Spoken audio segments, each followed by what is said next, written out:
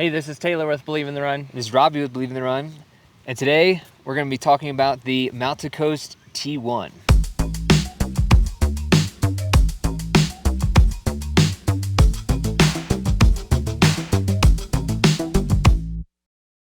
Yeah, it's Mount to Coast first trail shoe, and it's based off of their model of the road model, the R1, which has been kind of oddly successful in the road running space. Yeah, I would say, I reviewed the R1 last year. Man, it's been over a year now. Yeah. I was actually kind of a big fan of that shoe. Not saying it was the greatest shoe ever, but for someone coming out of the gates, I thought it was a pretty decent daily trainer. It had this zonal lacing system where you could like loosen and tighten the forefoot. Yeah, or they call it TunedFit. Yeah. They actually called it TunedFit. Yeah. And overall, I thought it was a pretty good entry for them.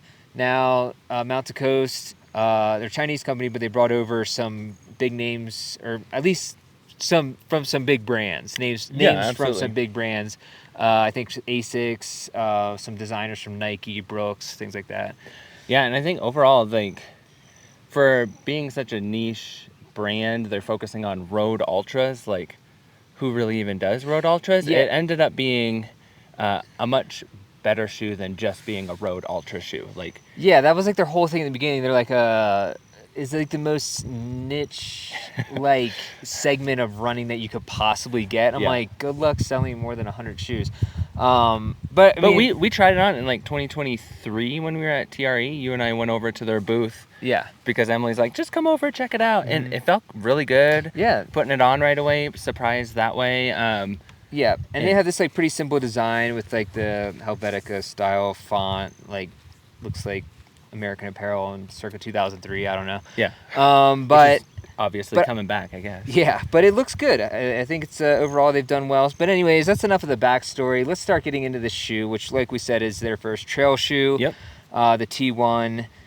I'm assuming T stands for trail. T stands for trail, and again, this is their first trail shoe, but it's based directly off of their first shoe, or their most noted shoe, the R1. So there's going to be a lot of similar geometries, similar materials being used. Yeah. But being that it is trail, it's going to be a little more, they're trying to make it more durable. And it's not a direct, some brands do a direct like this road to trail where they'll just slap a trail outsole on it. Yeah, like the Pegasus Trail is kind of been that type of shoe. This has some of those more built-up materials. So let's talk about the upper. That's one of the things that is meant to be more durable. It's a Kevlar-infused, like engineered mesh upper. Yeah, and we haven't seen that a ton, surprisingly, in the trail world. Right. Just a few brands like VJ, which is also a smaller brand. They've used it, but it's always been such a kind of a rough material. It's hard to get it right, but I felt like they got it really right. Like, it feels good. Oh yeah, they did a good job. Super durable. I mean, we've seen Dyneema, of course, and Norda and stuff like that. Overall, I thought this was very comfortable, very breathable, and it's obviously going to be durable. There's some very minimal overlays as well. I have 35 miles in the shoe. I'm not sure how many you have. Probably maybe a little bit more. Yeah, I have probably 50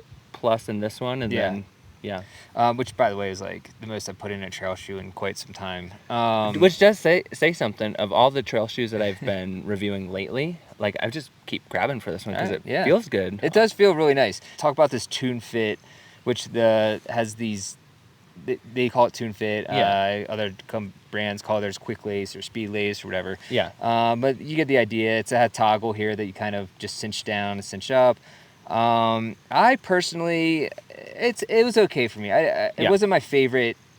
I felt like when you pull up, you still have to, like, you can see right there, it's not tightening the front here. You still got to go row by row, tighten the lace. I mean, Salomon made these types of laces famous, and they had such a great application. It's hard to follow up in such a performance-driven way, and I think they do pretty good. But you had mentioned that you kind of have to go through each section and pull to get the optimal fit. It's not just a pulling up and it cinches optimally. Right. And I got the exact same thing. And I had to do that on the top and the bottom. And that's one of the things that's unique about Mount to Coast, that they do.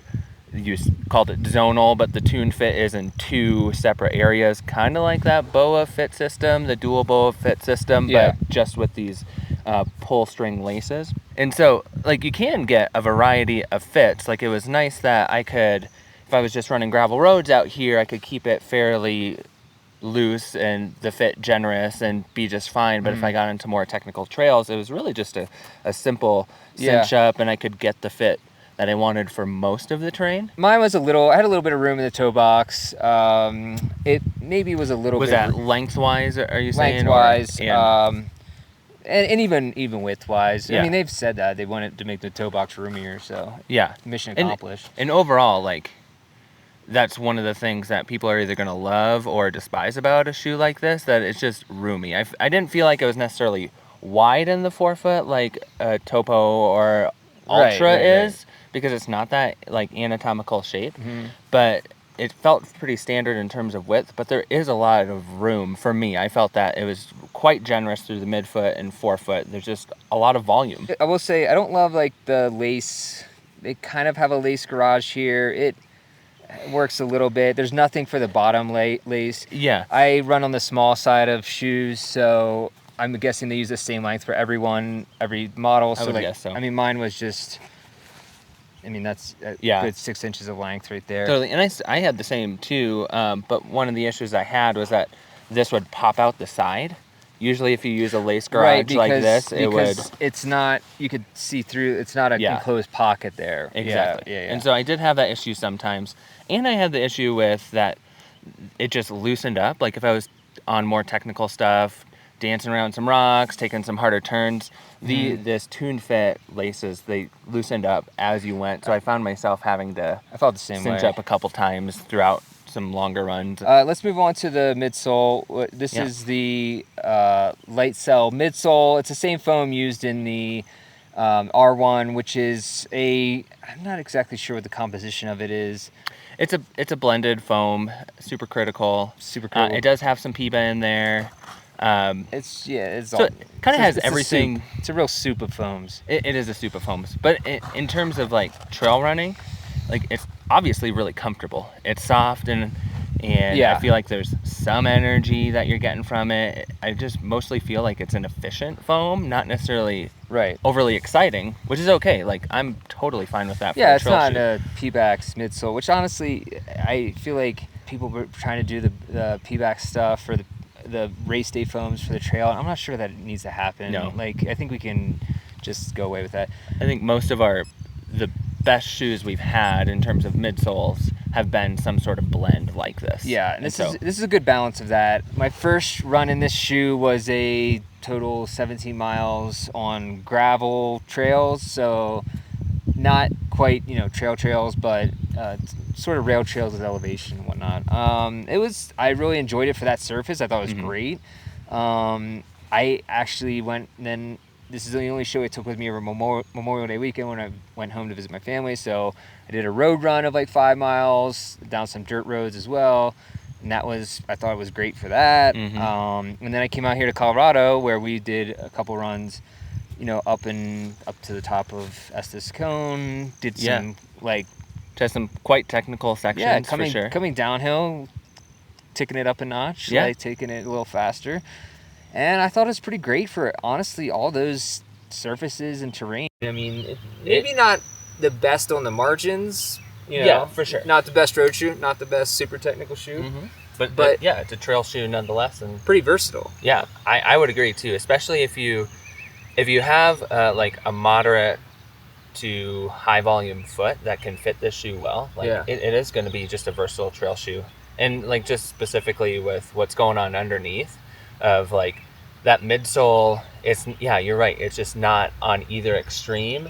Even with like the 4-foot rocker isn't all that extreme. It's just efficient and it's noticeable but not wowing. And like for me that's okay, and that's sometimes what makes some of the best trail shoes, honestly. And by the way, we didn't mention the stack height, which is 36 in the heel, 32 in the 4-foot, 4mm drop. They're also coming out later this year with a H1, which is a hybrid model with a road to trail shoe that has almost the same stack height. It's 35 in the heel, and that's going to use a new foam of theirs called Circle Cell, which is more of like a recycled. I think using no petroleum products, which is wild. So I'm not sure about what that shoe's gonna feel like, but this I thought was kind of a good road to trail shoe. I gotta be honest. Honestly, yeah. Not the lugs. They're 4mm, but they didn't seem that aggressive. No, and I feel like the lug design itself, that has those micro traction lugs on the forefoot too. Like those little things really actually matter once you get down to the nitty gritty of it. Like it really. The only thing I didn't think it performed well on was when there was like mud that's deeper than the lug itself. Yeah. And so like, and what can you really do with that? Generally, do you want to wear football cleats? I mean, do you want to wear VJ like all the time? Should mention that it has Vibram Megagrip with light-based outsole, which is kind of the gold standard for outsole rubbers. It's certainly a standard. I should point out that there is exposed foam both in the forefoot here and in the heel, so it's not a full coverage rubber outsole. No, but I think it essentially is. Like, I don't know about you, I never felt anything poking through in those sections, and where it is, like, honestly, I was in a couple prototypes of this shoe, and one of the first ones I was in, this was a broader section that didn't have foam, and I could feel it caving in, and these ones I couldn't. And so I did feel like maybe, depending what kind of terrain you're on, if it's super rocky, I feel like you might get a little bit of that through the foam here. Which, I mean, for a lot of trail runners is going to be fine because you want some sort of ground feel. True. So you get a little bit of that here for sure. Yeah. And the weight on this, by the way, is 9.2 ounces or 260 grams. Yep. For men's size 9, for your size 10.5 is exactly 10 ounces. Yeah, it was exactly 10 ounces, which is pretty light for a trail shoe. Especially with a 36 in the heel. If you can get it under 10 ounces or right around there, you're doing okay, especially on the trail side. Of course, and it also has gator attachments, well, at least in the heel. I think you just attach it to the front to the front there. Pretty standard. I honestly don't use gaiters for anything, but I also don't run trails as much as you. I don't know. Well, I almost never do either, unless it's integrated. The price point, $180.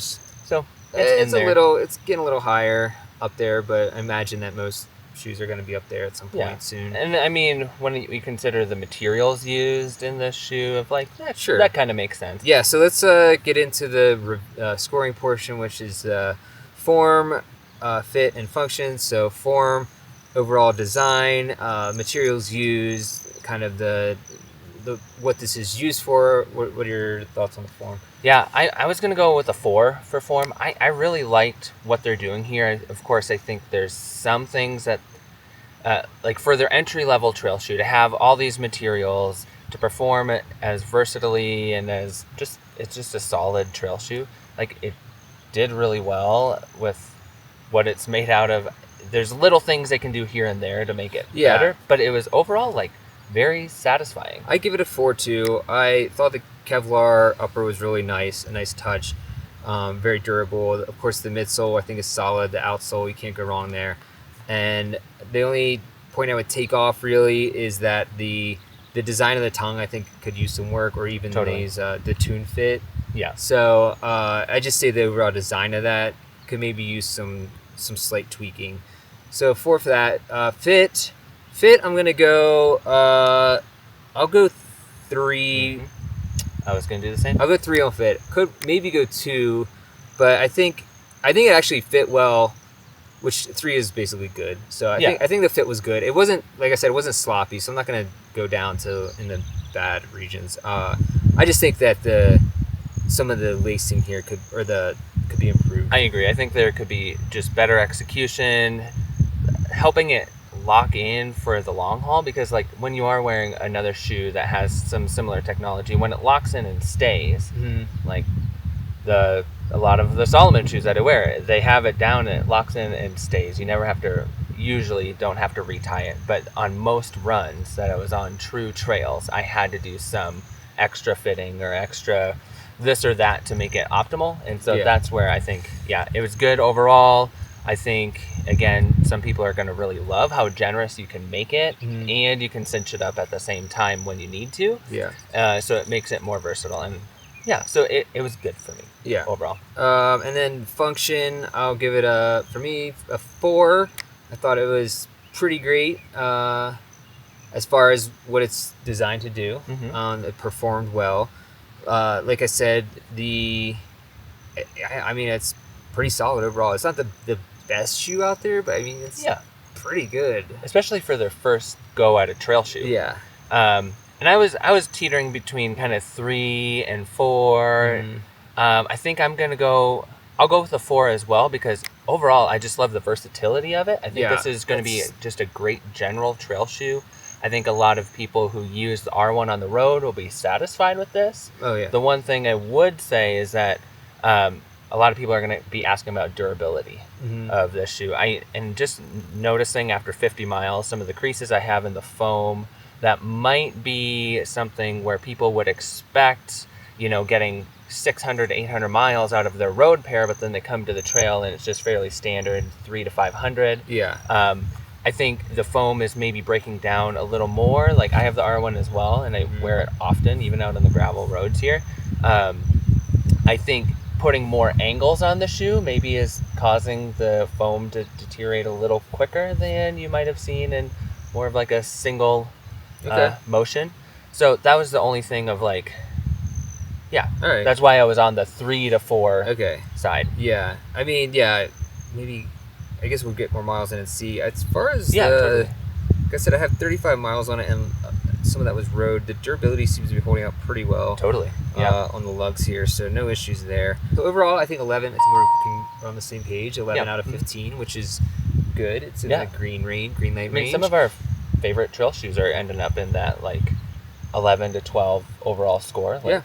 So for a first time trail shoe, Mount to Coast, that's pretty solid. Pretty solid overall. So this comes out June 6th for $180. And like I said, they'll have the H1 coming later this year. And in August is when it's supposed to come out. We have a preview of that shoe from TRE from last year. And anything else? By the way, I am in Colorado, which has been great. It's been cool hanging out with Taylor. Should do it more. So wish I could be out here more for more shoe reviews. Though I am at sea level to, up here. It's 9,000. Is it 9,000 here? Yeah. It's interesting. The runs have been interesting. I've been impressed, though. You've been doing it. You've been up for it. I've flung in there. Let alone your back. That's true. Practice back. That's a whole other thing. Last thing, make sure you follow us on all our social media channels, Instagram, of course, subscribe and like this video, and sign up for our email list where you get all our reviews in one place and listen to our podcast, The Drop and Fuel for the Soul. And I think that's pretty much it. But thanks for watching.